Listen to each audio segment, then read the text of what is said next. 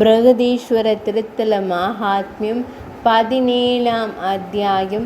சூத முனிவர் கூறினார். சித்திரை பெருவிழாவிற்காக கட்டளைகள் ஏற்பாடு செய்தான். கொடியேற்றம் தொடங்கி 18 தினங்கள் விழா நடத்த ஏற்பாடு செய்தான் மன்னன். ஏகாதசி அன்று ரதோத்சவம், துவாதசி அன்று சிவகங்கையில் தீர்த்தம் கொடுக்கவும் ஏற்பாடு செய்தான்.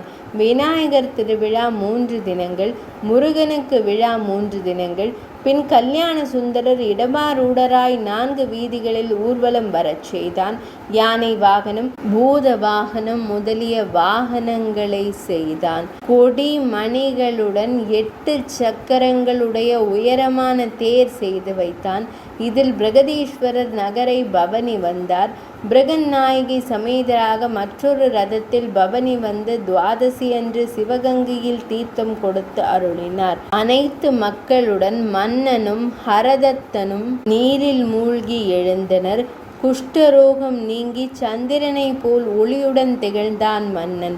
மனைவியுடன் மூழ்கி நீராடிய மன்னன் பசு, தனம், தானியம் முதலியவைகளை அந்தணர்களுக்கு மிகுந்த பக்தியுடன் தானம் செய்தான். மன்னனுக்கு நேரில் கங்காதேவி தோன்றி நீரிலிருந்து விஸ்வநாதர் என்ற பெயரை உடைய லிங்கத்தை எடுத்து கொடுத்தார்.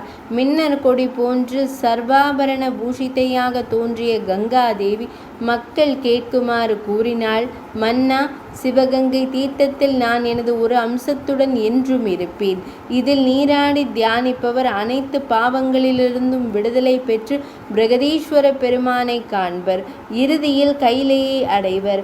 சந்திர சூரிய கிரகணங்களிலும் பௌர்ணமி, அமாவாசை, பிரதோஷம், திங்கள் கிழமை தினங்களிலும் மற்ற புண்ணிய தினங்களிலும் நீராடினால் கங்கையில் நீராடிய பலனை பெறுவர். பிரகதீஸ்வரரை தரிசிப்பவர் காசி விஸ்வநாதரை தரிசித்த பலனை பெறுவர் என்றும், மன்னா, முன்பு கங்கையில் இருந்த இந்த லிங்கத்தை இத்தடாகத்தில் அக்னி முனையில் தென்மேற்கு மூலையில் பிரதிஷ்டை செய்வாயாக. இதனால் இந்த பொய்கை சிவகங்கை என்று அழைக்கப்பெறும் என்றும் கூறி மறைந்தாள் அன்னை கங்காதேவி. மன்னனும் கங்கை கூறிய வண்ணம் விஸ்வநாத லிங்கத்தை பிரதிஷ்டை செய்தார். அந்த லிங்கம் இன்றும் சிவகங்கையில் காணப்படுகிறது. கங்கையை கண்ட மன்னன் ஆச்சரியமடைந்தான். தனது கொடிய குஷ்ட நோய் மறைந்ததை கண்டு மகிழ்ந்து சாஷ்டாங்கமாக கீழே விழுந்து நமஸ்கரித்து தோத்தரித்தான். தனது குரு ஹரதத்தரையும் சிவாச்சாரியார்களையும் வணங்கினான். பிரகதீஸ்வர பெருமானை பூஜிக்க திருவையாற்றிலிருந்து ஆதி சைவகுல தோன்றல்களை வரவழைத்து அவர்கள் குடியிருக்க இல்லங்களையும் நல்கினான். மன்னன் துயிலெழும் பொழுது எம்பெருமான் இடபாரூடராய் தேவியுடன் காட்சி நல்கினார். மன்னா, உன்னால் அளிக்கப்பெற்ற உணவை உண்டு கிழவியின் நிழலில் உறைந்து வருகிறேன் என்று கூறி மறைந்தருளினார். தனது குரு ஹரதத்தரிடம் தனது கனவை கூறினான் மன்னன். சிற்பிகள் அனைவரையும் வரவழைத்தான். சிற்ப தலைவன் சோமவர்மன் அழைக்க பெற்றான். அவனிடம் மன்னன், சோமவர்மனே, நீ எனது பணத்தில் கோயில் கட்டினாயா அல்லது பிறர் பொருளை கொண்டு கட்டினாயா? சிற்பிகளை அழைத்து அவர்களிடம் விசாரித்து எனக்கு உடன் செய்தியை அறிவிப்பாயாக என்றான். சிற்பி சோமவர்மன் அனைத்து சிற்பிகளிடமும் தனித்தனியே விசாரித்தான். சூழ்ந்திருந்த சிற்பிகள் அஞ்சினர். உணவளித்த ஒரு மூதாட்டியின் விருப்பத்திற்கு இணங்க அவளால் கொடுக்க பெற்ற ஒரு கல்லை கோபுரத்தின் சிகரத்தில் பொருத்தி இருக்கிறோம் என்று சிற்பிகள் கூறினர். சோமவர்மன் இதனை மன்னனிடம் கூறி மன்னிப்பையும் வேண்டினான். இறைவனை மகிழ்விக்க எண்ணிய மன்னன் கரிகாலன் நந்தியம்பெருமானுக்கும் சிவபெருமானுக்கும் இடையில் உண்ணாவிரதம் இருந்து உயிரை துறப்பது என்று தீர்மானம் செய்து தனது மனைவியுடன் தரையில் படுத்து உண்ணா நோன்பு நோற்றான். 3 தினங்கள் கழிந்தன. கரிகாலனின் கனவில் தோன்றிய பெருவுடையார், அன்பனே, வருந்தற்க மூதாட்டி விரும்பும் அளவு அவளுக்கு பொருள் கொடுப்பாயாக. அவள் மனம் மகிழ்ந்தால் உனது தர்மம் என்றும் நிலைத்து நிற்கும். வானில் சந்திர சூரியர் உள்ளவரை, மண்ணில் மழை உள்ளவரை உனது முன்னோர்களுடனும் உனது சந்ததியினருடனும் எனது சந்நிதியில் சாருபியத்துடன் விளங்குவாயாக. முருகன், கணபதி, நந்தி ஆகியோரை போல் நீயும் திகழ்வாய் என்று கூறி மறைந்தார். அதிகாலையில் கனவு கண்ட மன்னன் தனது குரு ஹரதத்தரிடம் தான் கண்ட கண்ட கனவை குறித்து கூறினான். வயதான அந்த மூதாட்டி அழைத்து வரப்பட்டாள். அவளுக்கு கனகாபிஷேகம் செய்தான் மன்னன்.